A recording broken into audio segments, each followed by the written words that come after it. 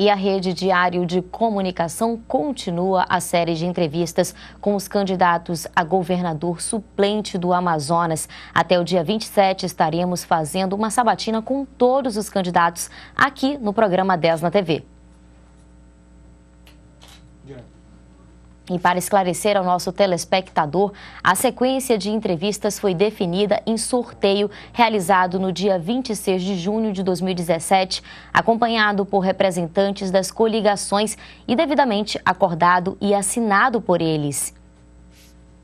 E a nossa entrevistada de hoje é Liliane Araújo. Ela tem 35 anos, natural do estado do Rio Grande do Norte, mas mora em Manaus há 21 anos. É jornalista formada pela Universidade Federal do Amazonas. Nas eleições de 2014, foi candidata a deputada estadual e, por ter a segunda maior votação do partido, se tornou suplente. Em 2016, foi candidata a vereadora, mas não foi eleita. E agora, pela coligação Mudança com Segurança, concorre ao cargo de governadora do estado do Amazonas. Olá, boa tarde, seja muito bem-vinda, Liliane. Boa tarde, eu que agradeço esse espaço. É sempre importante a gente estar ampliando, as nossas propostas para o maior número de eleitores. Bom, candidata, só para esclarecer, você terá 20 minutos para responder às perguntas formuladas pela nossa produção e que serão sorteadas no decorrer da nossa entrevista. O cronômetro começa a contar a partir da sua primeira resposta. E para começar, eu gostaria de saber por que a senhora quer ser governadora do Amazonas e eu também gostaria que você esclarecesse um pouco para os nossos telespectadores a respeito de como está a situação jurídica da sua candidatura. Primeiro vou começar respondendo a questão de por que, Liliane se tornar candidata, O estranho seria por que não, Durante mais de 10 anos, sempre acompanhando a situação, o drama das pessoas aqui no nosso estado, por que não comprar causa, É tanto cenário de corrupção. Então eu decidi sair da situação de denunciante para me tornar realmente alguém que pode trabalhar, fazer algo melhor pelo nosso estado. Foi por isso que eu decidi realmente comprar causa. Não adianta a gente ficar apenas reclamando da situação, reclamando que a gente não tem acesso à saúde, que a gente não tem segurança, que a gente não tem nada, porque na verdade a gente vive um desgoverno. Mas a gente precisa sair do lugar e comprar causa, e é isso. Agora, com relação à situação eleitoral, eu digo que é um direito político meu concorrer às eleições. Essa questão jurídica, eu deixo para o meu jurídico estar respondendo, inclusive eles já estão acionando, nós continuamos concorrendo nesse pleito, meu nome, meu número continuam na urna, então isso é uma questão de entendimento jurídico, mas eu sou filiada ao PPS desde o dia 25 de novembro de 2016 e isso está lá no sistema interno, então qualquer pessoa pode ter esse acesso. Então eu quero garantir a você que é nosso eleitor, que acredita no nosso projeto e nos apoia irrestritamente, que pode ficar tranquilo. Isso é uma questão da justiça, mas por enquanto eu sou amparada e continuo candidata. Então meu número e meu nome continuam na urna e eu quero contar com o seu voto. Então vamos começar agora com as perguntas da urna. E a primeira, o tema é segurança. Aqui. Candidata, o que a senhora pretende fazer para melhorar as condições de segurança pública, tanto em Manaus quanto no interior do estado? Primeiro, a gente não pode ser leviano, A gente tem que levar em consideração que esse é um governo curto, são apenas 14 meses, então a gente precisa fazer funcionar o que já existe. Nesse caso, que é o tema da segurança, a gente precisa realmente recuperar a sensação de segurança. E no nosso plano de governo, nós elencamos 3 ações que consideramos ser essenciais para a gente retomar essa sensação de segurança. A primeira delas, a gente precisa fechar as nossas fronteiras para a entrada de droga. E isso tem que ser feito com uma ação conjunta entre todas as polícias. O segundo ponto que nós elencamos, que é de fundamental importância, é a questão dos presídios. A gente precisa retomar o comando dos presídios. Não dá mais para os bandidos estarem comandando lá dentro do presídio toda a criminalidade na nossa cidade. E o terceiro ponto, que é o último, que a gente acha que é fundamental é a questão dos nossos policiais. A gente precisa motivar os nossos policiais e equipar os nossos policiais. Como é que a gente vai combater a bandidagem se a gente não motiva os nossos profissionais? E quando eu falo de motivar, eu estou falando da questão realmente salarial. O que é lei tem que ser cumprido. Então, se a lei prevê database, se a lei prevê promoções e auxílios, que é o moradia e o auxílio fardamento, por que não cumprir? Então, isso nós vamos fazer. Se eleita for, se Liliane chegar ao governo do estado do Amazonas, nós vamos cumprir o que é lei. E a questão de equipar é porque não dá mais para o nosso policial estar trabalhando com apenas um 38, quando muito está trabalhando com a PT-40, enquanto o bandido está com um fuzil. É incompatível, né? Então, nós vamos levar muito a sério essa questão da segurança. Vamos à nossa próxima pergunta. E o tema é educação. Vamos lá. Candidata, o que a senhora pretende fazer para melhorar a educação no Amazonas?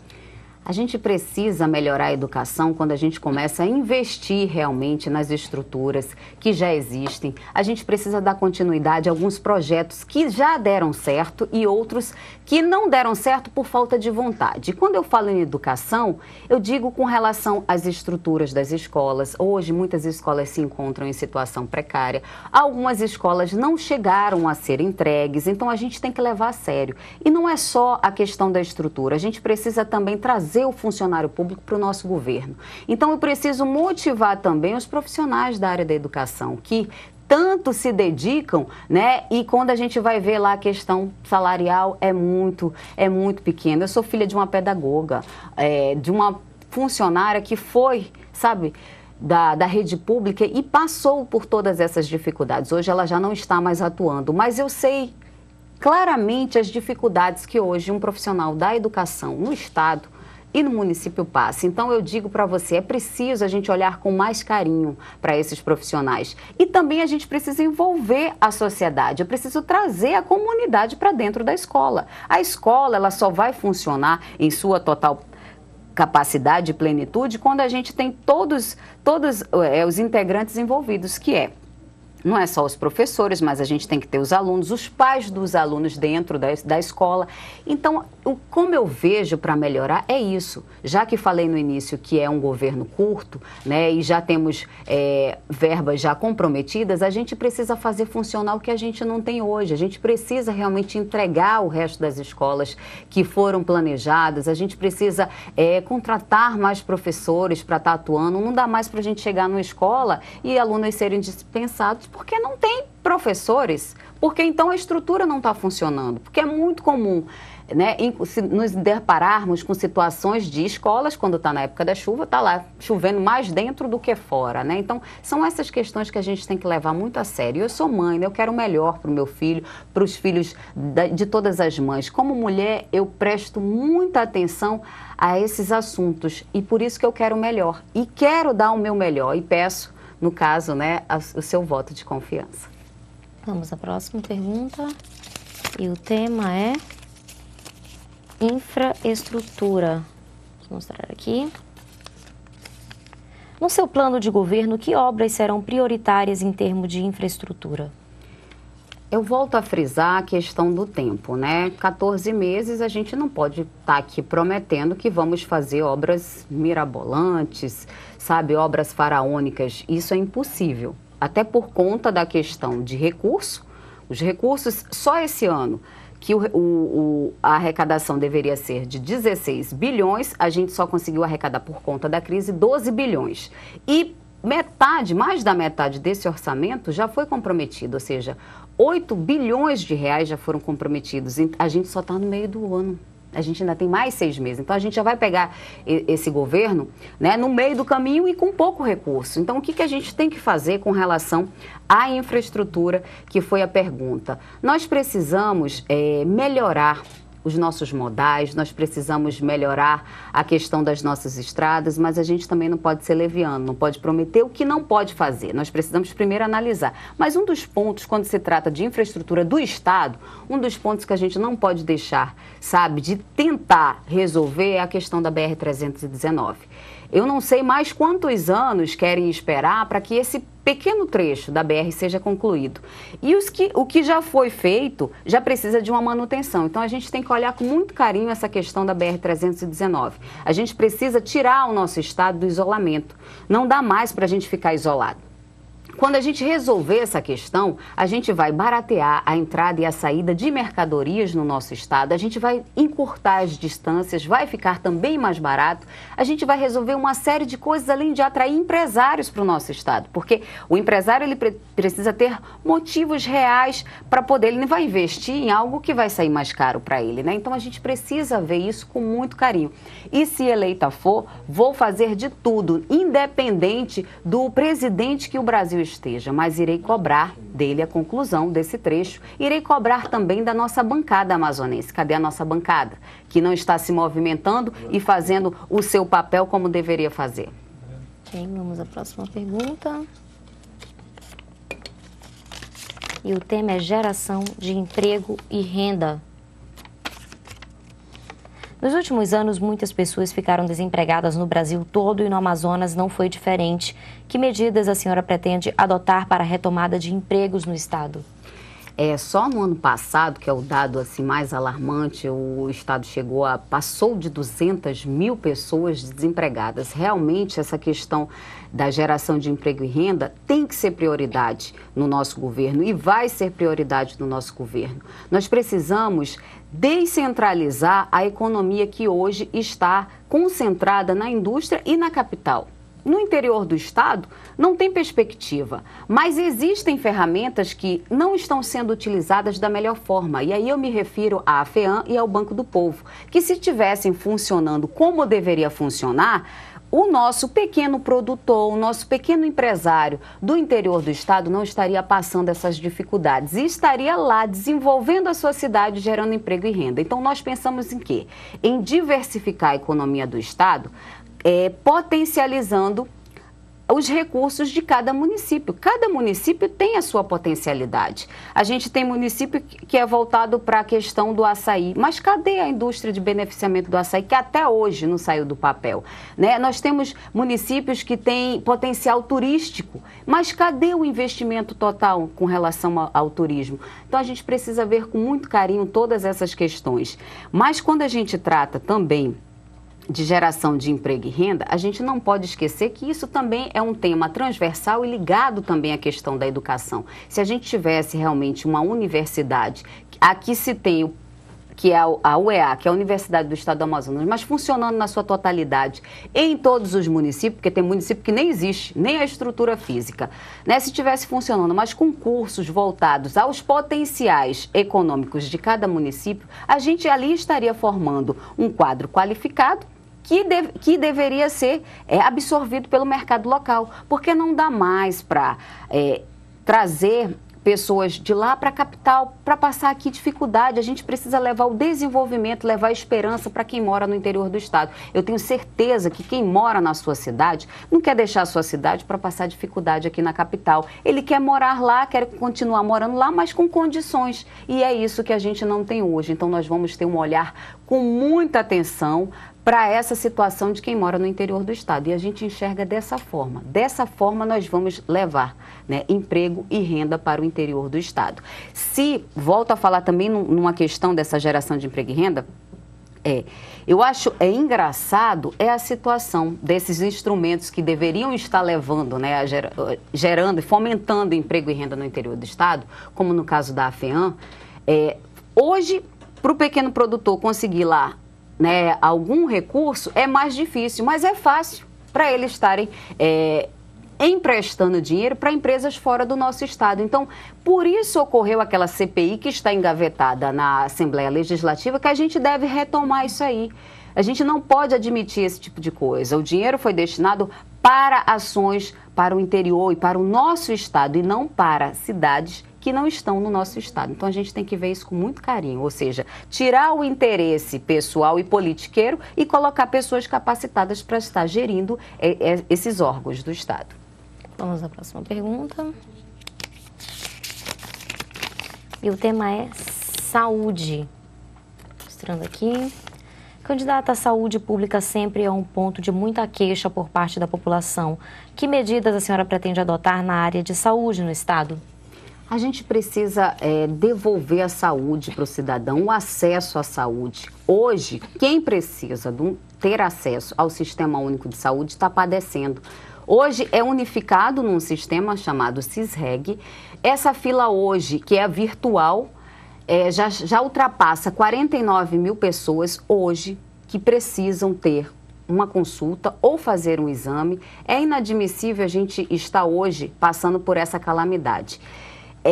Quero devolver de volta a dignidade para o cidadão amazonense. Ele precisa ter a sua saúde, ele precisa ter acesso. E como é que nós vamos fazer isso? Nós vamos fazer funcionar a saúde dentro das unidades já existentes. Nós temos unidades que são referências. Nós temos o Instituto da Mulher.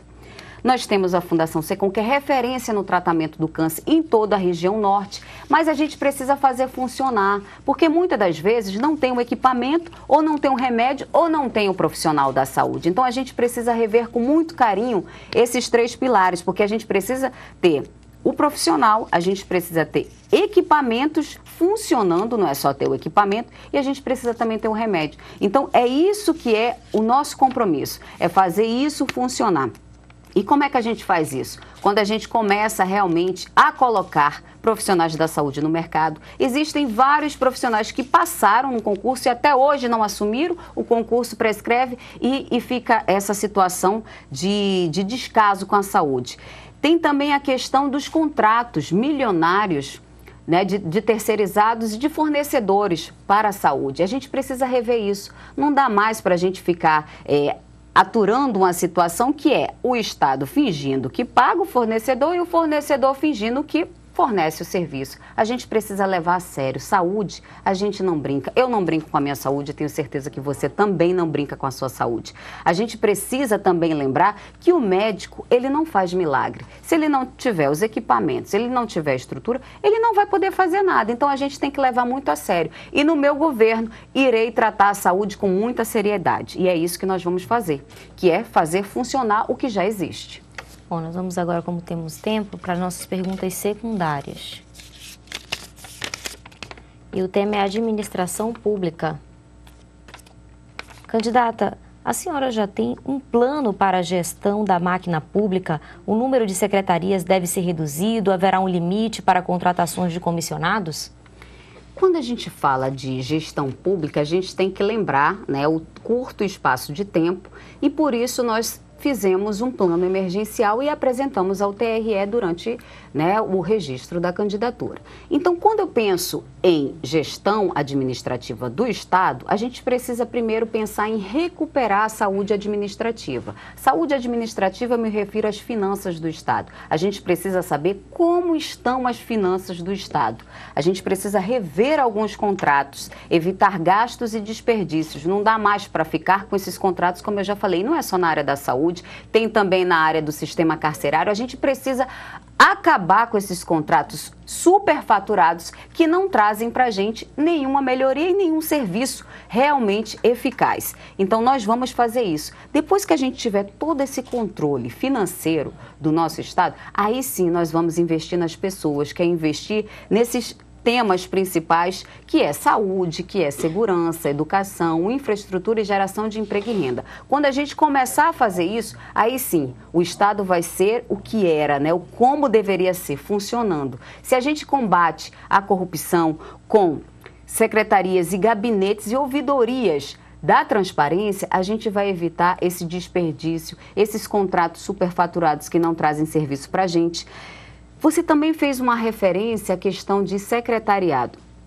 A gente vai fazer todo um estudo para saber o que realmente é essencial e tá prestando serviço à sociedade. Se notarmos que é necessário as secretarias, iremos manter. Mas um detalhe que é importante é com relação aos empregos, os cargos comissionados, que foi citado aí na pergunta. A gente tem que rever com muito carinho, porque hoje a gente sabe que existem pessoas que estão lá só para constar na lista e na folha de pagamento, mas que não estão prestando um serviço ao Estado, não estão prestando um serviço a você, cidadão. E nós vamos detectar tudo isso. Não vai ser admissível no meu governo pessoas que estão lá por apadrinhamento, pessoas que estão lá por troca de favores. Isso não irei admitir. E se isso acontecer, nós iremos exonerar. E com relação a secretários, iremos sim fazer uma mudança geral. Iremos em busca de profissionais realmente competentes e qualificados. Não dá mais para a gente admitir uma pessoa sendo gestor de uma pasta que é importante, mas é ligado a um amigo, a um parente do governador. Isso a gente não pode mais admitir. A gente tem que pensar na competência e na capacidade dessa pessoa. E a gente tem muitos profissionais aqui no nosso estado. Nós temos a universidade, tanto a federal quanto a do estado, onde a gente encontra lá profissionais brilhantes que só não estão sendo aproveitados por falta de oportunidade. E essa oportunidade terá no nosso governo. Candidata, agora você tem um pouco mais de um minuto para fazer suas considerações finais. Eu quero falar com você que nos apoia irrestritamente nesse projeto realmente de mudança, de romper com esse cenário político ultrapassado, de romper com essa forma antiga de se fazer política.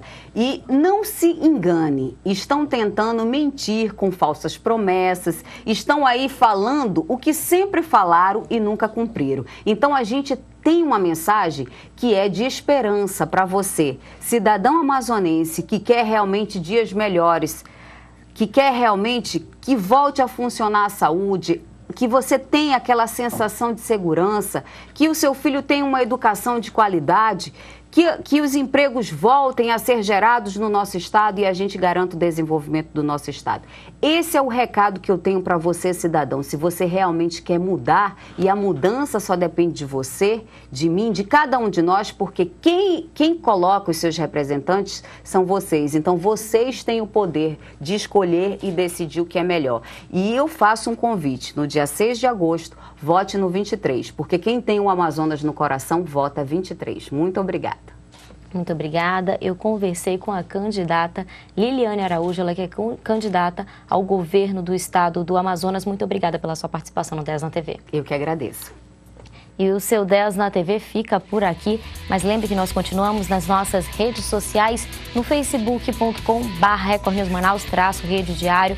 Lá você pode conferir nossas entrevistas, matérias, assistir o jornal na íntegra, além de deixar suas mensagens e sugestões, ou então ligar na nossa produção no telefone 3643-5054. Muito obrigada pela companhia, até mais, tchau, tchau.